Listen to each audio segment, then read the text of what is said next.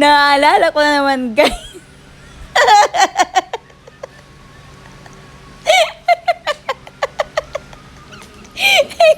Guys, naalala ko na naman tong pangyayari na to. Napunta ako dun sa ano, guys, yung ano tawag doon, yung basta yung tinatamnan ng mga palay, guys, kasi malayo siya sa kalsada. So yun, nakachinilas pa ako kasi first time ko nga pumunta doon bunda sa gitna-gitna kasi andun sila ayan, kita nyo si Rosalyn, ayan yung nagpapakain sila doon sa mga nagtatanim ng palay. Ayan, tawa ng tawa si Rosalyn kasi nga first time ko talaga yun, guys, sa totoo lang.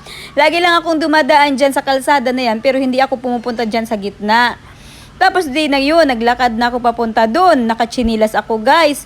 Aban! Ang dalunot pala, guys. Sumuntik-muntik na talaga akong borobaliskad, guys. Pero at least nakarating ako sa gitna. Ayan yung gitna. Ayan. Yan yung sinasabi ko sa inyo. Diyan nagtatanim ng palay, guys.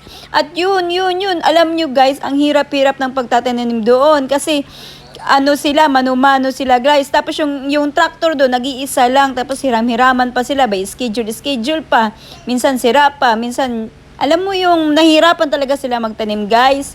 Kaya yan, sabi ko sa kanila, alam nyo, pinapahirapan nyo yung trabaho nyo. Ang dali-dali lang nito. Mingi kayo ng tulong sa gobyerno, guys.